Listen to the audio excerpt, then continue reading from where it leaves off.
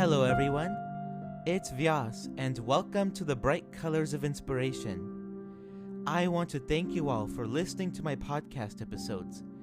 Your support really means a lot to me.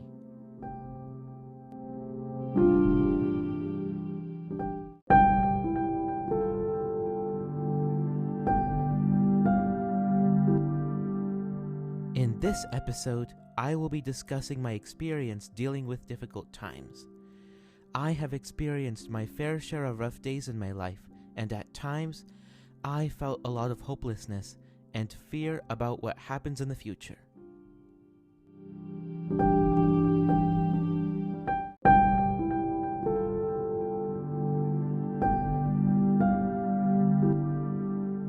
One of the darkest times of my life was during my junior year of high school. There was this one teacher whom I really looked up to during my freshman and sophomore year. I would frequently visit her classroom during break and passing periods. Unfortunately, she suddenly left to teach at another school during the summer before my junior year. I was so distraught, and that was the only thing I was talking about at that time. This was really hard for me to deal with, and it took me a while to accept that she's not teaching at my school anymore.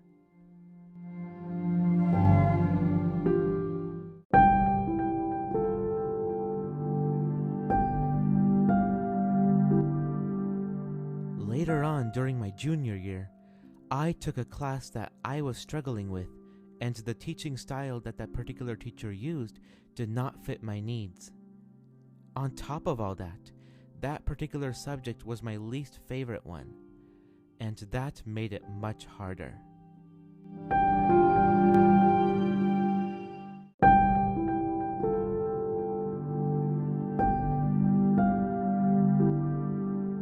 Another not so bright time was during my first 2 years of college.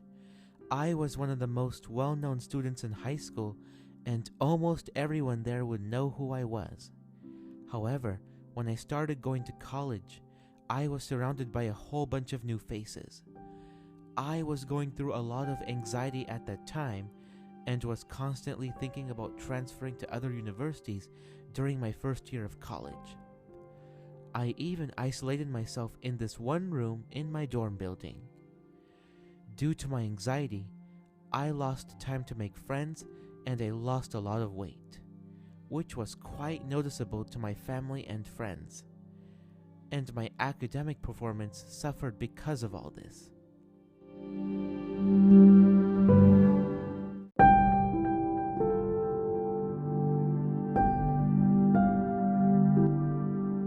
My sophomore year of college was also difficult, especially when everyone's lives were disrupted back in March 2020.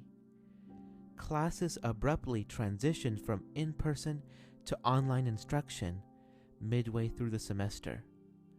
A lot of places were shutting down. I had to practice social distancing, and I had to quarantine at home for a while, meaning I could not go out for any non-essential reasons.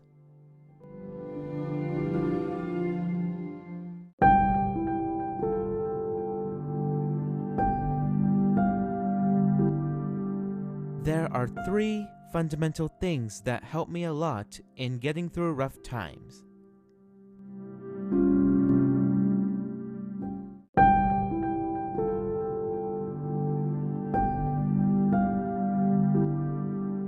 Number 1, community. I have a really great support system of friends and family who support me during tough times. I would talk to them about what I'm going through, and while they were unable to get rid of the hardships I was dealing with, they stuck by my side and supported me through it all. When I was taking that class I mentioned in which I struggled with, there was this one student who helped me deal with what I was going through and even studied with me a couple of times after school in the library.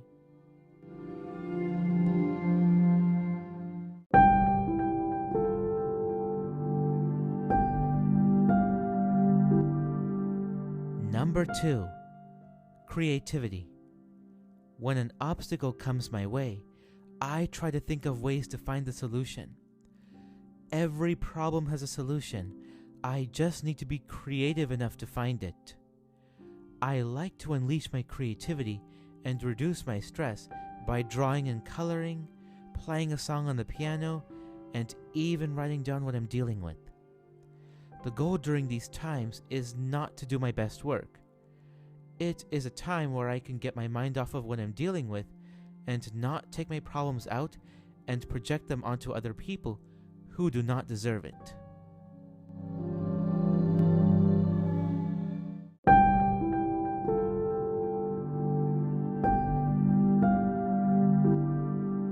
Number 3.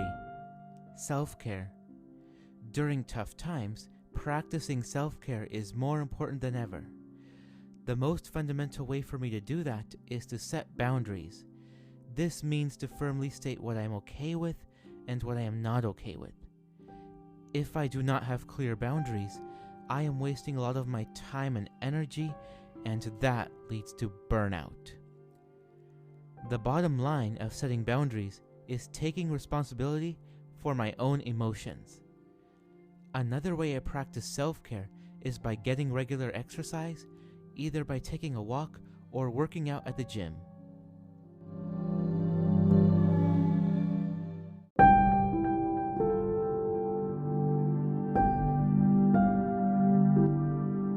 During the hardships I just discussed, I felt like my entire future was set in stone and that things will never get better. The challenging situations I am dealing with are only temporary and things will get better. So, I like to go by the mentality, the greater the storm, the brighter the rainbow.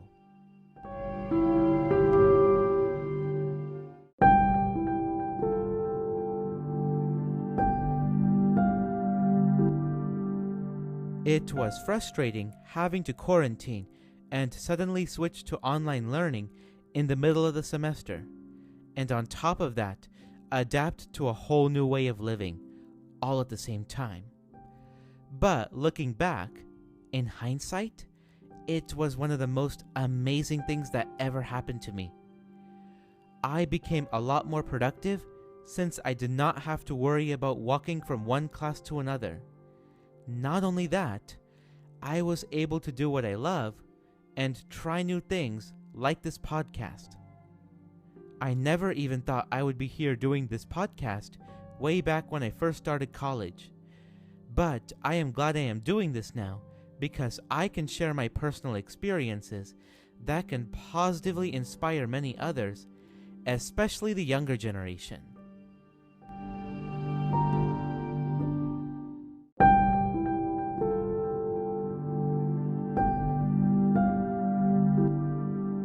When we hear someone say, "Life is unpredictable," we associate it with negativity. But life can be unpredictable in a positive way. Life closes doors for a reason, and one day you may be thankful for it.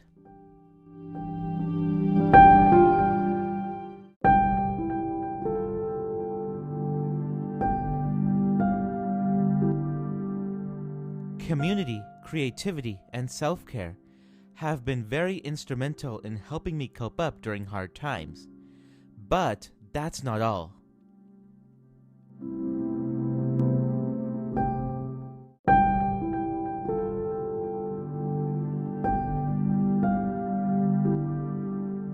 There is something that really helps me a lot, and that is reframing unfortunate situations. When negative events occur in life, we have the option to view on the bright side or the dark side. Reframing situations is not necessarily about eliminating the negative situation altogether. It is about viewing the positive aspects of a given negative situation.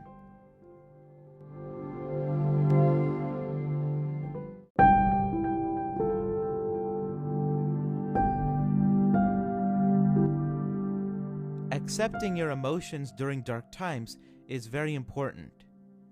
It is okay to not be okay, but it is not okay to be permanently not okay.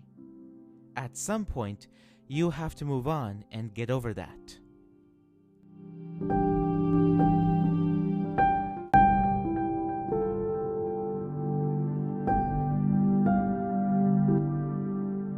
Here are some of the common negative thinking traps that I have fallen into and how I changed it to positive thinking.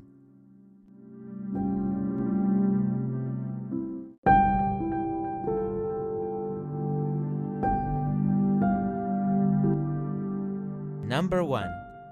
Personalization. I would blame myself in situations even when I had barely anything to do with the outcome. An example of this is when my friend rejected my invite saying they were busy. I felt like I did something wrong, when in actuality, it did not have anything to do with me.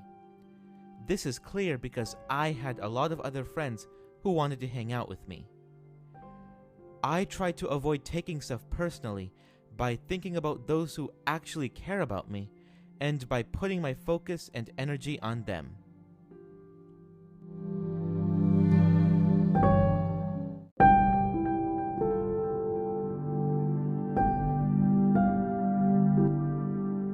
Number 2.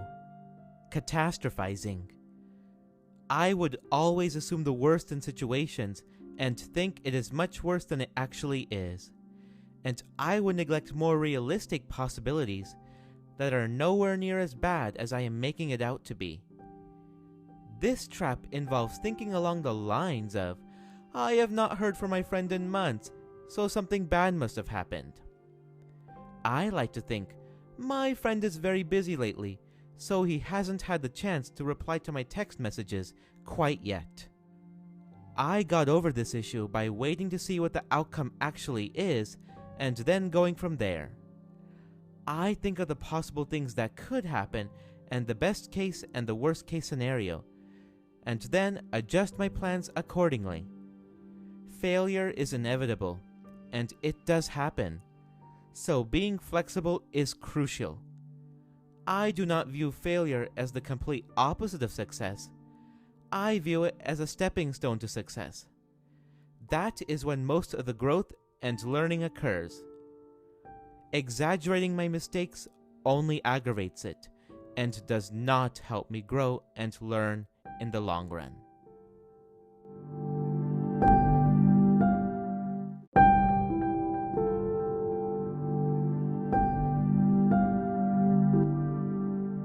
Number 3.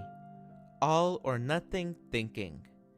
This is the type of thinking in which I think that anything less than perfect is a failure. It involves thinking with the mentality of, I only have 30 minutes today and not the full 1 hour to do my workout, so I will just skip my workout today. I like to think working out for 20 minutes is better than not doing it at all. Labeling is a type of all or nothing thinking in which I attach a negative label to myself and it would negatively affect my sense of worth. For example, I used to think of grades like they are some sort of accessory and that it is connected to my self-worth. I would gravitate towards statements such as, I'm a complete failure, when I don't do well on a particular assignment. The better way for me to put this would be to say, I failed the assignment. When I avoid negative labels, my productivity improves and I learn a lot more.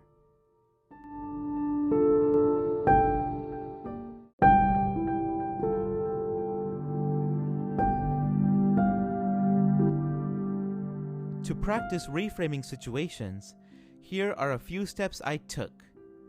Step 1. Be aware of my thoughts. Step 2. Recognize the truth and accuracy of my thoughts. Step 3. Change negative thoughts to positive thoughts.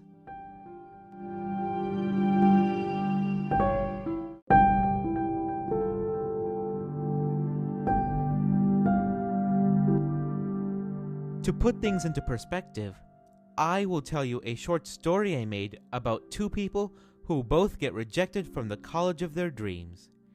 One views the rejection with a positive perspective, and the other views it with a negative perspective. The person that views it with a negative perspective thinks negatively about himself and says, I'm just too dumb. Or, why are bad things happening to me? He spends many hours laying on bed, worrying about what's going to happen, and thinks his future is destroyed. The person that views it with a positive perspective thinks positively about himself and says, maybe not getting into that school is the best thing that happened to me, or it is all for the best. He is still disappointed that he didn't get into the college of his dreams, so he decides to go take a walk outside to get his mind off of it.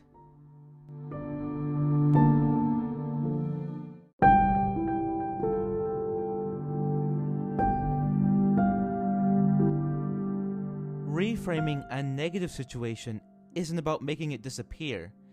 It is about viewing different perspectives, building empathy, and finding opportunities that would otherwise be missed.